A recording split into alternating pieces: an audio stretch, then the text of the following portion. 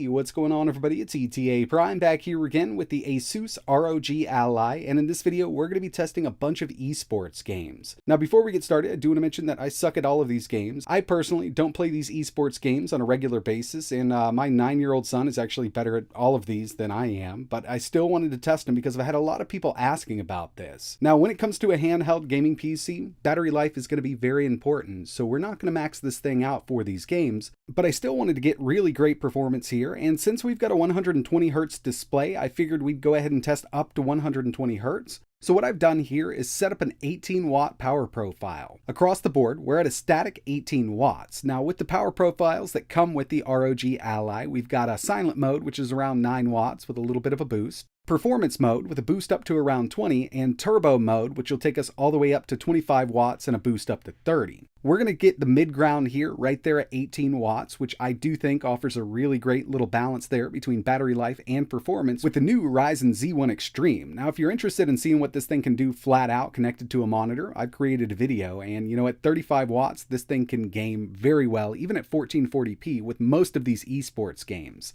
And through all of the testing you're going to see in this video, just keep in mind, we're right there at 18 watts. There's a lot more that this can offer, but we wanted to keep that balance of performance and battery life. But, with all that out of the way, I'm ready to get into some testing, so let's jump into it. And first on the list, we've got Overwatch 2. We're at 1080p medium with RSR turned on. So basically what this is doing is allowing the handheld itself to run this game at 720p, and upscaling it to 1080p using Radeon Super Resolution. And to tell you the truth, since we're working with a smaller screen, we've got a 7-inch 1080p display here, it really doesn't make a huge difference to visual quality to a lot of games. Now some games do look worse than others, but most of the time, I don't even notice it. It really helps out, especially at these lower wattages. Next on the list, we've got Fortnite 1080p medium RSR is on. And this is one of those games where you can definitely tell the difference when RSR is on. Looks a little more pixelated, but overall for being, on a handheld playing so well, not bad. We're really close to running this at a constant 120 FPS, medium settings on the ROG Ally. And with just a little more wattage, I'd say going up to 20 watts with it, you could get a steady 120 out of Fortnite.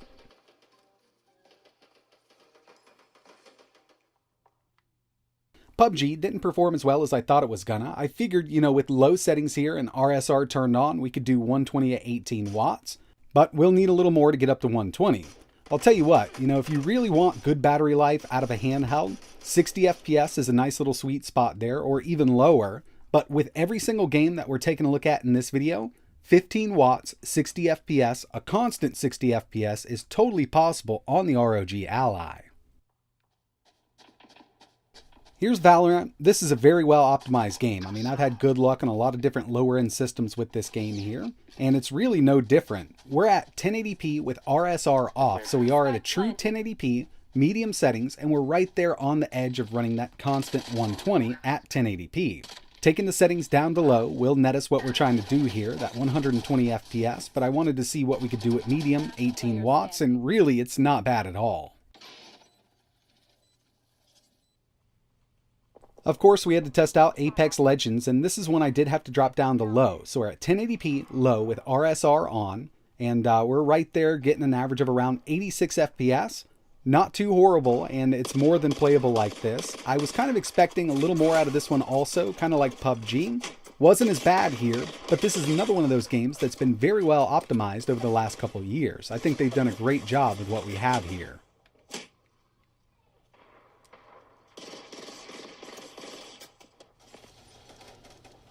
When it comes to Call of Duty Modern Warfare 2, I like using the built-in benchmark. It just kind of covers all of the bases. We're at 1080p, and by low, I mean recommended set to performance, so basically it does take everything down to low, and we do have RSR on. We got an average of 95 FPS, and we had a low of 59, so it did drop under 60 at 18 watts with the settings I'm using here. So with the next set of games, I've never really played them with a controller, and it's totally possible to do so launching them through Steam. You can use the Steam input with any of these games if you set it up as a non-Steam game, or if it's a game you've downloaded from Steam. You could also use a third-party mapper if you want to, but for this, since I'm not used to using a controller with these games, I just plugged in a keyboard and mouse. And I'm not going to be adding any power to this USB adapter that I have here. We're just strictly using it as USB.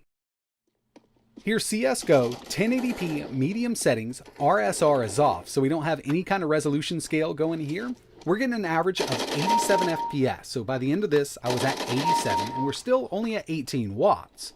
I know for a fact that at 23 watts, we can run this at 120 FPS on the built-in display here, medium settings with RSR disabled, but this is one of those games that I previously tested in my dock mode video, and by dock mode, I mean plugged into an external monitor and power.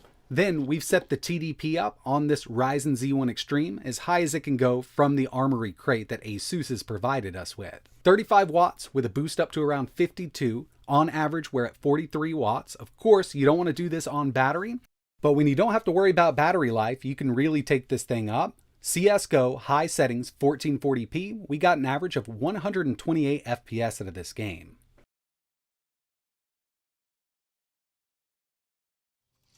We also had to test some MOBAs, so we've got League of Legends, 1080p, high, RSR is off. It's an easier to run game, obviously been out for a while. They've had time to kind of optimize this for lower end systems.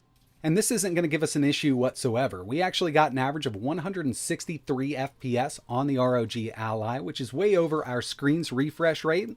I probably should have just locked this down at 120, but I kind of wanted to see how far we could take it. And this is really impressive. High settings, no RSR, really great performance.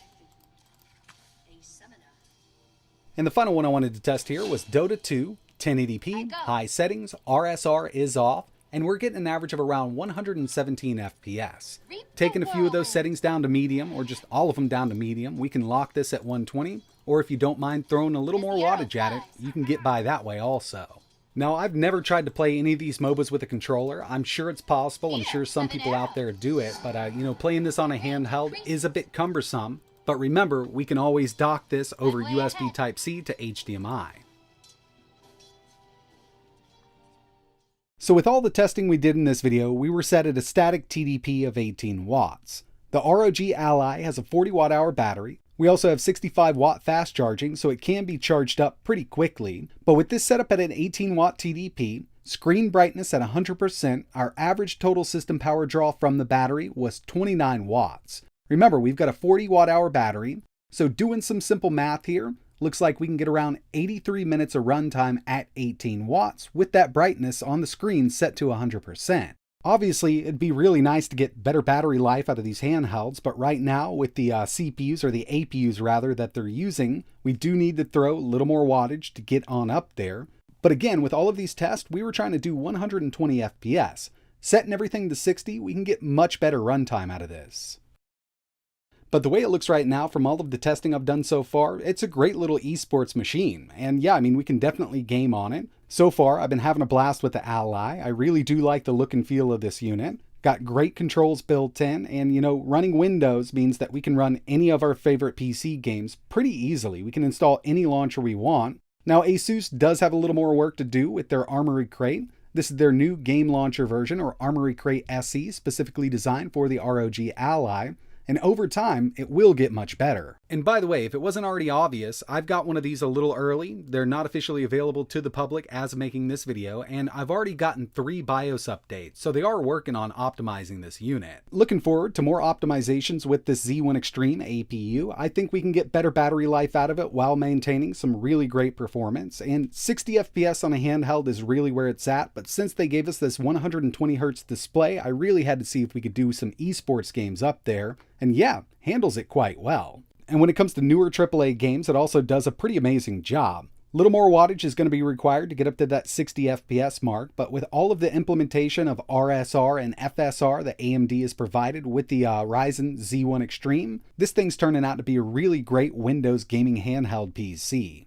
But that's going to wrap it up for this one. If you want to see anything else running on the ROG Ally, just let me know in the comments below. And if you're interested in checking out a few other videos I created, I'll leave some links in the description. I've already got some Linux gaming out of the way, emulation, dock mode, eGPU, and just kind of my initial first impressions. And I will have a couple more coming. I've been messing around with this quite a bit, and there's just a lot that I want to show everybody. It'd be really cool if you could hit that subscribe button and think about turning notifications on so you know when I post the next one. But that's it for this one. And like always, thanks for watching.